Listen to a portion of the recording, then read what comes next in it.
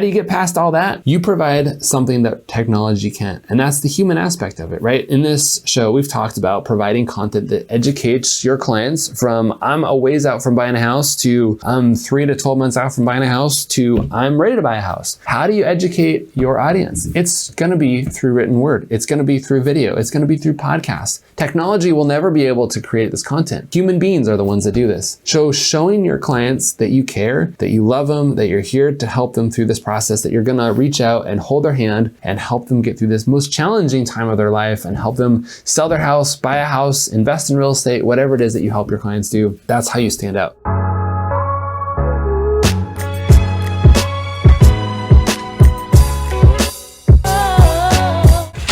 80% of your income is made on 20% of your results. So try to increase that 20% results to maybe 30% this next quarter and maybe 40% the next quarter, because it's gonna allow you to do more and more things. So understanding your past business and what you've done this year, and maybe this market's different than it was last year.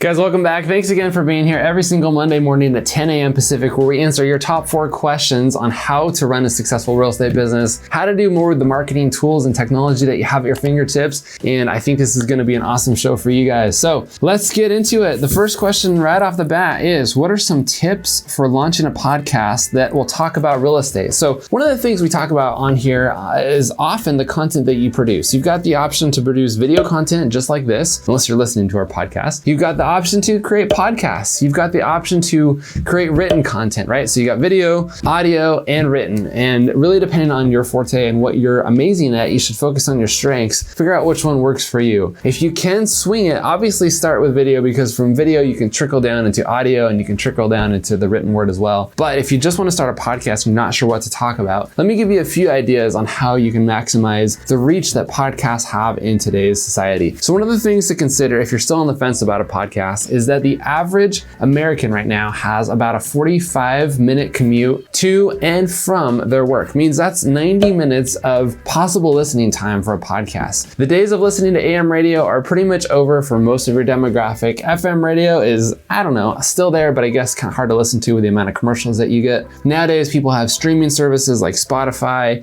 They have podcasts in their ears at all times. The remote of our technology of our life, right on this thing right here exists. And you have the opportunity to be in people's ears all the time. So take advantage of it. Be in the places that they're going to be consuming content. The beauty of what a podcast is instead of a long show with a whole bunch of commercials that people kind of come in and come out of, most radio shows now could be like an hour or 2 hours long. You have the opportunity to touch their lives for 5, 10, 15, or 20 minutes if you want to. Really any amount of time that you want to talk and communicate with your audience. That's the beauty of it. So if they just have a short minute and they just want to binge listen to a couple of your episodes and they're a couple minutes long, that can be awesome. If you want to, take an hour to tell your story and really get into the details of it, that can happen too. I don't think there's really any set standard for a podcast that's magical right now. Just realize that you have their undivided attention, and when they hit play, because they're driving and now with the laws you can't touch your cell phone anymore, they're just gonna listen and they're gonna drive and you're gonna have their undivided attention in their ears at that time. So podcasts can be incredible for that kind of one-to-one relationship that you're gonna build with your audience. So what do you talk about in a real estate podcast? Well, for one thing, you've got to be the market expert. You got to tell them that you're the one, that you know everything about their area, that you understand the real estate market, that you understand the area that you live and work, that you understand the nuances of your community, right? When you're a real estate agent, you've got to demonstrate these skills, and you can't make it about yourself. You can't brag and you can't say, I'm so special and I'm amazing and look at me. You've got to put it back on them and talk about how you're helping them and solving their problems. So let's go through some of the things that your clients are probably looking for in advice. And you've got to realize that there's going to be people on all different sides of the fence. There's going to be people who are ready to purchase and sell real estate today. They're 30 days out from making a decision on their next home. There's people who are probably 3 to 12 months out from making a purchase on their home, right? They're thinking about it. They're getting the house ready to put on the market maybe this summer. They're thinking about buying their first house. They're doing something. And then there's other people who are like, look, I just bought or I just sold or I love my house and I'm not going anywhere, but it's still good to know how to own a home. And that's the other part of what we're going to talk about is home maintenance, really just owning a home and being the best home owner that you can, and how to take care of all the issues that come up with owning a home. So it doesn't have to just be about the transaction of the real estate. So let's get into the first category of buying and selling right now. If you can teach your clients how to work with you as a real estate agent, it's going to make their life a lot easier, right? So let's talk about what are the different elements that are involved in a transaction. Well, you've got a lender, which is a huge part of it. You've got the title company, you've got escrow, you've got home inspections, you actually have searching for that house. So those are all different things that you can talk about in the people who are ready to go right now. I wouldn't recommend talking about this kind of content 99% of the time, because for the most part, your audience is probably going to be in that other 2/3. They're going to be thinking about buying. They're going to be, I'm good. I love my house. I just want to know how to take care of it better. But if you touch on the elements of buying and selling, probably 10 to 20% of the time, you're going to, again, teach these clients that you know what you're doing. It's going to help resonate with the other audience that maybe we can give you good referrals, right? So focusing on the actual transaction is probably about 10 to 20% of your content. So interview your mortgage lenders, talk to the title reps and see what's all involved when they go to close and all the paperwork that they need to sign, right? All the documents that they might need to bring or be prepared for. It's not usually a 5-minute process if you know what I'm talking about. So do that. Maybe you go interview your home inspector and say, look, when you go buy a new home, these are the things that you're going to want to look at: the roof, the HVAC system, the plumbing systems, the foundations. Are there any, what do they call them? Wood destroying pests that are, like termites, things like that, right? All the things that your home inspector is involved in. Maybe there's other elements of that transaction that you need to think about too that I'm not getting into, but just being aware of what happens during that process. Helping your clients know that you know the system in and out, that you're going to be able to walk them through the buying or selling process completely, holding their hand, that there's 100% confidence in who you are is exactly what you want to share on that type of content. The next step, getting ready to sell your house or getting ready to buy a house, right? So now you can talk about getting approved for a loan. You can talk about getting your house ready to sell. You can talk about staging it and making repairs and making sure that home is as valuable as it possibly can be. So when you put it on the market, they're going to get the best offer. They're going to get the highest offers are going to get the most, what am I looking for? The most offers, all that kind of stuff, so that you know that you're selling their house for the highest amount of money. That's the point. You're getting them ready. And then again, with the buyers, you're preparing them, right? You're fixing any credit issues they might have. You're making sure that they have all their tax returns in, that they've absolutely got the best loan possible. You're talking about down payments and how much earnest money they need. You're making sure that when you write an offer, that there's nothing holding them back from buying that property. So you're getting them ready for that one moment. And then the rest of it, again, is just the maintenance of home ownership. If you can teach your clients how to own their home better, they're going to love you. They're going to appreciate you. They're going to trust you. And when they have friends who are ready to buy and move into these other buckets, they're going to give you those referrals as well. So that's the content that I would share. Teach them how to buy or how to be ready right now. Teach them how to prepare to get ready, and then teach them how to own that house. I guess when it comes to home ownership and the things that you can talk about there, you can obviously interview almost every single contractor that you have in your database, right? All the contractors that are going to be involved with owning that home, from roof maintenance and plumbing maintenance and water heaters and HVAC and painting and stucco and foundations and landscape, electrical, how to become more energy efficient so that people's utility bills are lower. There's a million topics that you can talk about as a real estate agent so that the homeowner owns their home more affordably, can pay off their mortgage faster, has less maintenance, stress-free, all those kind of things. And again, it makes you look like the most amazing agent, and you're going to help them progress into these other clients as you move forward with them, right? You might have some listeners who listen to your show for 3 or 4 years before they move into that second bucket, and then the third bucket of actually being able to buy a house today. But if you constantly communicate with them and talk about your neighborhood and talk about the things that are going on in your area, that's the other thing that's going to communicate with your audience that you know what's going on, right? Talk about the communities, talk about the new builders that are going on, what kind of amenities these new projects have, what kind of parks are going up in your area. For us locally, our city just voted on like a $300,000 park improvement to one of the parks in our neighborhood. And if I was a real estate agent talking to our community right here, I would talk about the pros and cons of spending this $300,000 and what it's going to do for the area and how it's going to benefit the residents and just everything that they can know about it, right? We have some new communities that are popping up in our area. And if I talked about the amenities that builder's providing and what the HOA is going to be like and why living in this area is going to be so amazing, there might be new restaurants that you want to talk about. There might be new businesses coming to town. There might be, just a million different things. Talk about your community. Be that local expert. The one thing that I tell real estate agents that you need to do is be the local news. When you look at the local news as a whole, it's usually a county-wide thing. thing, or maybe a couple cities combined. It doesn't get as niched down as probably your couple zip codes that you're focusing on. The other night we were watching the news after a football game, and it just kind of came on, and I was looking at what's going on, and it's all like county-wide stuff, right? It's California fires, and it's power outages here, and it's crimes happening in other cities. It's all these big things. But as far as like local to my zip code, nothing really came up. And that's okay, because I don't want crime and fires and earthquakes happening in my area. But if I was local here, I'd want to know, like, what are some of the things going on? What's going on with the school district? And what's going on with that big project downtown that's happening right now? And why do they fence off this one area? And why is this one street closed this week, right? Those are the things that you can report on as a local real estate agent, and you're gonna get that following. You're gonna get tons of people who follow you just because you talk about local stuff, and it helps them know that you know what's going on, and it helps them build that trust and confidence with you. Especially, look, if I'm a local business owner and I commute to work and I do my thing and I listen to my podcast and you're in my ear every single morning, and I trust you and I know you're the one, when I'm ready to move up and buy another house, when I'm ready to retire and sell my house and buy something smaller, I know that you're the one that I can trust because you've been talking to me for so many years. That's the kind of audience that you want. And that's why a podcast works. So create a podcast in your area. It doesn't have to be every day, but it should be. It could be once a week. It could be a couple times a month, but just start getting in the habit of communicating with your audience on a regular basis. And if you're worried about the technology and you're like, I don't know how to upload to iTunes, and I don't know how to Spotify works and all these other platforms work, hire somebody. We have a guy on our team who runs our podcast, and we pay him a really awesome amount of money, and he does things very efficiently. He gets the podcast out, the content's created, it's distributed to the right platforms, everybody can follow along, and all I have to do is actually create the content. And it's probably less than 30 minutes per week for me total. And that's a lot of different episodes, right? We have daily episodes Monday through Friday, every single day, and I'm probably spending less than 30 minutes a week on something like this. So if you feel like it's gonna take a ton of time, or there's a lot of effort, or there's so many different moving parts that you don't know how to get involved with, that's okay. You don't have to know how to run a recording board and edit the sound and get it out there and upload it to the proper technology. It's there, somebody can figure it out for you. You just have to create the content. So that's my advice on a podcast. I hope that helps, and I hope you guys are willing to do these new things. I would set a goal for 2020 to make this the year of the podcast for you. Again, podcasts used to be really, really big about 5 to 10 years ago, and then they kind of faded out when live video came in, and everybody loved the video craze, and it's still massively important to be on video right now. But the podcast is coming back, and it's gaining more popularity than video for the fact that you can multi-purpose. I can drive to work, or I can do landscape on my yard, or I can do other things, work out and things like that while I'm listening to my podcast. But when you're listening to video and watching video, it's a one-to-one sport. That's the only thing that I can do when I'm consuming video. I can't multitask, but that's the beauty of a podcast, is it lets you do all the other things. That's why podcasts are winning right now.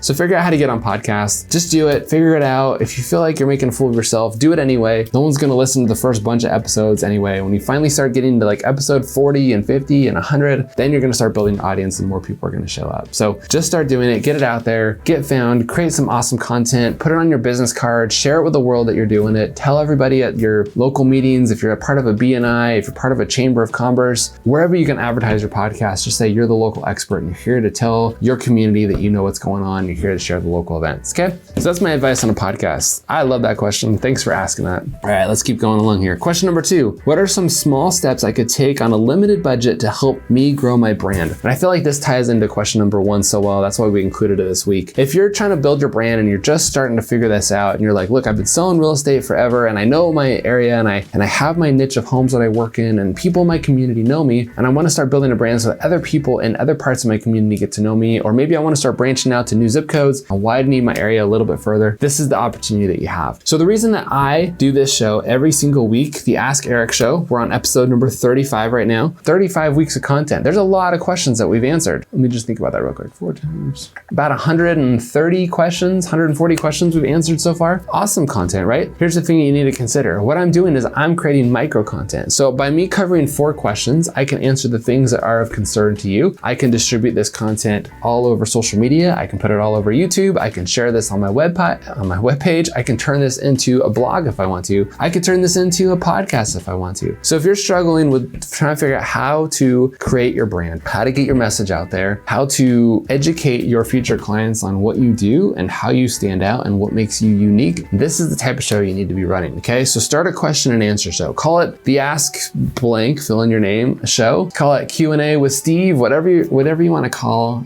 your show, but answer questions that you get about your business, about real estate, about how you sell homes, about why now makes sense to buy or sell, about why I should live in this community versus that community, about why I should buy a single family versus a townhouse, about why I should live in a condo until I can afford a townhouse, whatever it is. Answer the questions that you get most commonly and answer 4, because the reason why is because when you answer 4, you can break it up and create 4 other shows from this, right? I can create a micro content about the last question that we just covered, a whole show just about podcasts. And then I can create another whole video just about getting your brand out there and about reaching this audience. And then the other 2 questions as well. So the cool thing about this is I can divide it up and make more content from it. But what you need to do is go and create your top 100 questions that you get, right? How do I qualify for a loan? How do I get a better interest rate? How do I buy my second house? How do I buy my first house? How do I stop renting and save enough money for a down payment? How do I, negotiate on a short sale? How do I avoid a foreclosure? How do I buy a house that has a damaged roof? I don't know. There's a million questions that people are going to ask you. Just figure out what your clients are asking, put it all together into a big long list of questions, and then break it up into 4 and start answering these shows in an environment like this, right? So this is a live show. We do this show live every single Monday. Obviously it's recorded so that we can put it on YouTube. We can create the podcast from it. We actually turn it into a blog later so that people can read it. There's all sorts of stuff that we do with this one show. And that's the beauty of it, is this is what helps us build our brand. So it's called the Ask Erik Show because I'm trying to build my brand, the Erik Hammond brand. So you can do the same thing. All you have to do,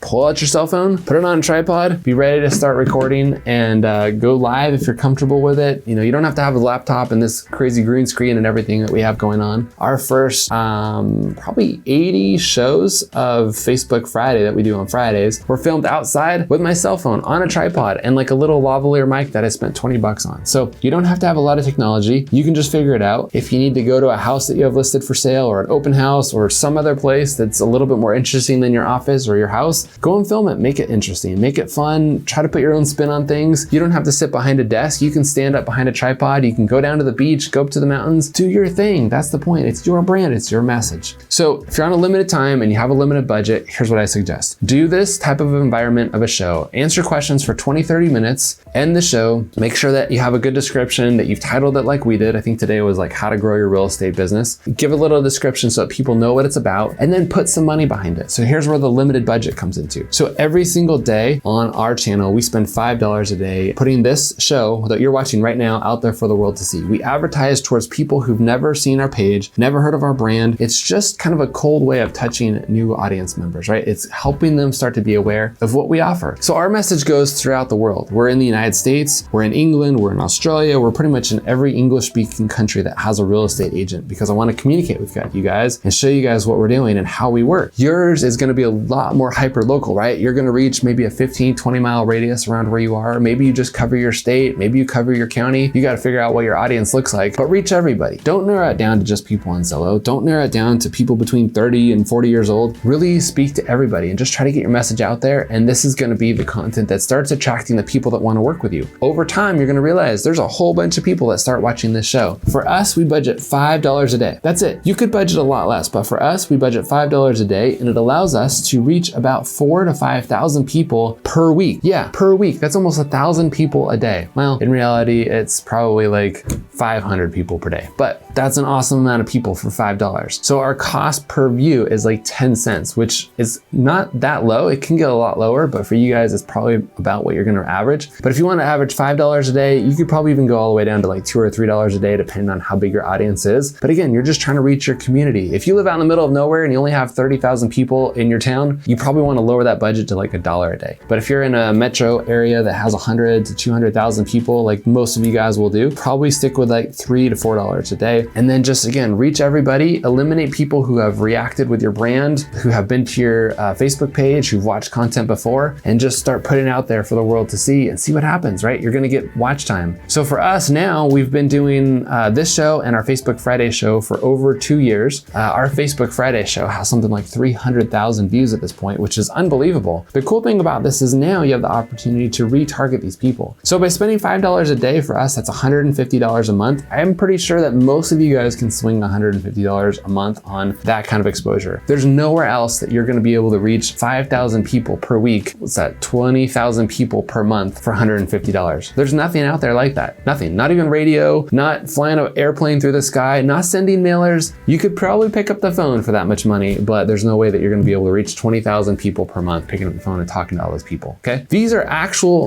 like this is the thing, these are actual people who've watched the show. Not who like it showed up in their newsfeed, but who actually consumed a portion of the show. Not even 100%, but just a portion of the show. And that's the thing is when you're calling people, you actually have to get them to pick up the phone and listen to you for that same viewed account, okay? So that's how you build your brand. You put it out there, you let the world see what it is that you're doing, you put your personality out there, you don't worry about who you are, you don't worry about the judgments that you're gonna get from your peers, don't worry about your insecurities, just get it out there and do it. And try it for 30 weeks and see what happens. I guarantee after about 6 months of doing this, you're gonna see some massive results. You're gonna see the effect that this has on your business. Again, for us now, 2.5, almost 3 years later, we've had hundreds of thousands of views. It's just rocked our business like crazy. It's been enormous for us, and I know that it can do the same thing for you. There's a whole bunch more you can do with it from that, but on a limited budget, this is what I would suggest doing. Spend $5 a day, create your content, run that post for a week, and then do the next one, and the next one, and the next one, and just keep repeating it over and over and over. And that's how you win, okay? So there's question number 2. Wow, we're getting through this. This is awesome.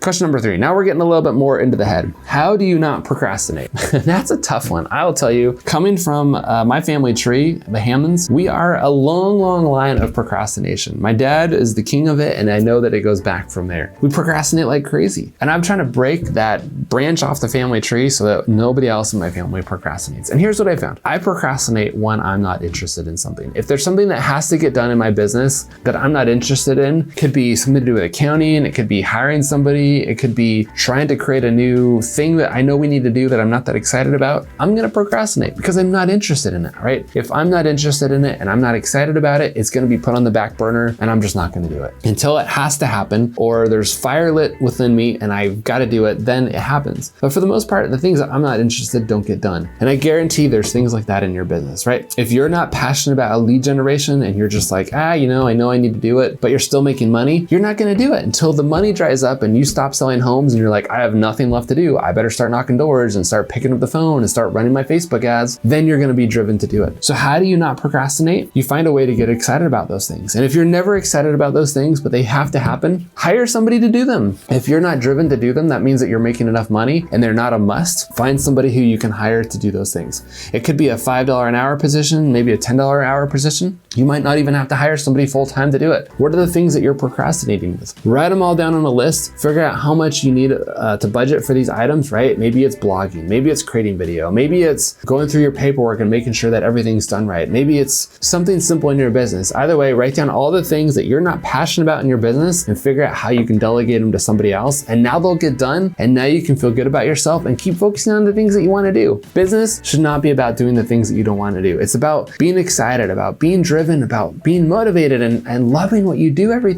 single day. That's why we're entrepreneurs. That's why we're self-employed. It's to do the things that we want to do. I'm sure that you got into real estate to avoid doing something that you didn't want to do on a regular basis. For me, that was 100% the case. I came from a full-time job where I was working for somebody else. It was an awesome company. I made a ton of money there. I had amazing opportunities at this business. Like these guys were doing $1.4 billion per year and I had the sky's the limit and it wasn't something that I was passionate about. And I hated going to work every day. I hated being there. It didn't drive me. And I did things that I didn't love to do, but I did them because it was a paycheck, right? I had to make money. I had to support my family. I had to do my thing. And that's why I did it. But then the day came where I had enough and I got out of that industry. Many of you guys know my story. And I got into real estate and I've loved every moment of it because I focused on the things that I want to do. I don't do the things that I don't want to do. I focus on the things that push me, that drive me, that make me passionate, that get me out of bed in the morning and just keep me excited. And of course I have things on my list that I don't want to do. And I figure out how to get through them and do them if I can't hire for them. Some things I just have to do personally, but for the most part, I'm going to delegate things to my team. That's why I have a team. That's why you need to hire somebody, right? As Tom Ferry once said, if you don't have an assistant, you are the assistant. If you don't have somebody to manage all the little things in your business, you're going to be doing them and it's going to be driving you crazy and you're probably going to procrastinate and they're just going to get done really quick after you've procrastinated long enough. They're not going to be done perfectly. So find a way to delegate, to get done the things that you can do, to push them off your plate and focus on the things that you're best at. Meeting with clients, right? Converting the skepticals, handling objections. If it's lead generation and you love that, then do that. Whatever it is that you do best, do that. Creating content is probably one of those big things that you guys are gonna love to do once you get into it. Running a podcast is gonna be something that you love to do. Interviewing those people, right? It's gonna be a lot of fun. So find ways to delegate, put them off your table, and you're not gonna procrastinate anymore because somebody else is gonna be doing them and they're gonna get done. I feel like I'm talking really fast, but man, the content today is awesome. Okay, question number 4. Before we get into it, I'd love for you guys to share this show with somebody. I know we're covering some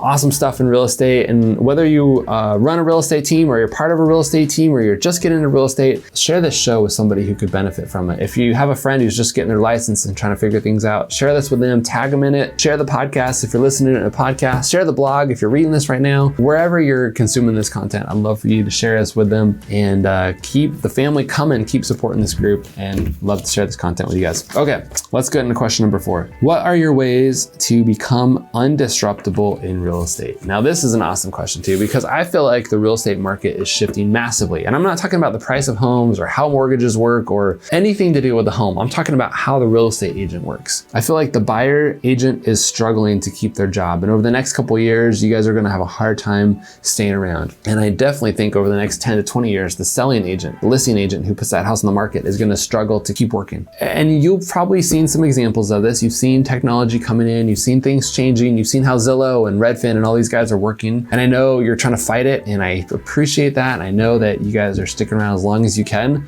I'm just gonna say with a big, bold thing here, be prepared for what's to come, right? AI is coming, technology is coming at you as fast as they can. And people like to work with technology because there's less emotion involved. There's less humans to deal with. It just works for some of them. People are turning toward technology every single day, right? They're counting on this device in their pocket to do their thing. They don't want to interact with an emotional human being who can probably screw up and not show up for the job, who gets sick, who has problems, who can't get the job done. They want something that just works with the press of a button.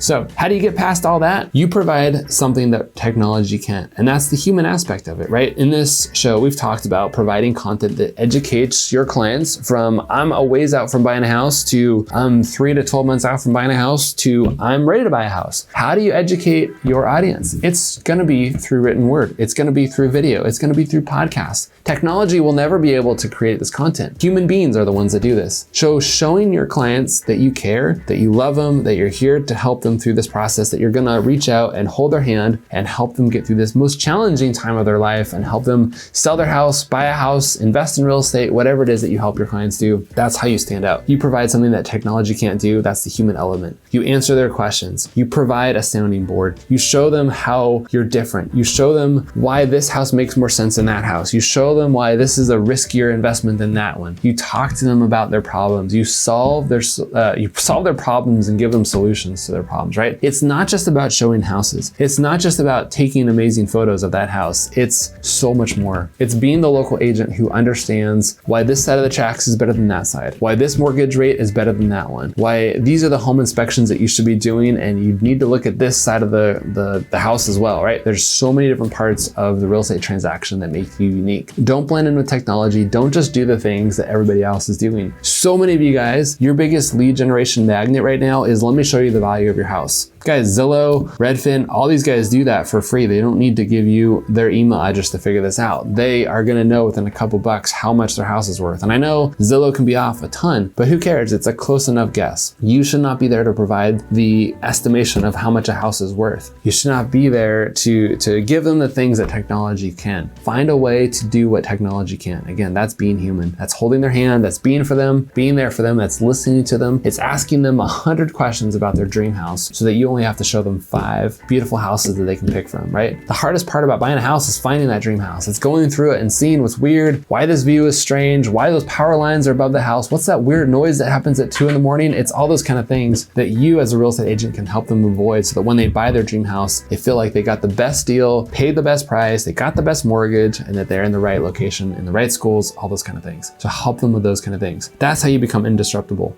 provide things that nobody else can do things that even other real estate agents aren't able to keep up with. That was one of the things that separated us as a real estate team here. We provided so many benefits of working with us that we outdid all the competition just in value. People paid us just as much as they would every other real estate agent in this area, but we provided so much value that we got listings hands down. I mean, we'd be interviewed with 10 other agents and hands down, we would get picked every single time. Okay? So stand out, do something different that most agents aren't willing to do. Whether it's providing free staging, whether it's providing contractors to help them fix their house so that it's worth the most amount of money when they go to sell it. Maybe it's having mega open houses. Maybe it's negotiating against teller offers. Maybe it's helping them get the best interest rate because your mortgage officer is incredible and has the best rates in town. Whatever it is, figure out how to stand out as a real estate agent so that nobody else can keep up with you, so that technology will never be able to do the things that you do. That's how you stay undestructible. There's gonna be a few agents that survive the next 40 years of real estate. In 40 years from now, there's gonna be like less than 10% of who are out there now, right? The easy agents who just show houses, who just unlock doors to get you in, just stand there at open houses to be a friendly, warm face. Those are the ones that are gonna get faded out. So stand out, be different, find a way to be unique in this business and you're gonna win. You're gonna get more business than you can handle. You're gonna be able to charge more than 6% for the real estate transaction and you're gonna make more money than anybody else will. That's my guarantee. All right, guys, as we wrap up this show, I just want you to thank you for being here every single week, for consuming the show, for getting your questions answered. Please keep submitting questions. Send them to us however you want to, whether it's a DM, whether you pick up the phone and call me, or you see me at a class and ask me your burning question. We want to answer it, guys. This is the show for you. We answer your top 4 questions about how to run a better real estate business, about how to grow in the technology that we're in, and how to use the marketing opportunities that are at our fingertips every single day. Guys, I'm Erik Hammond. I appreciate you being here. Thanks for showing up. We will see you next week. Have a great one.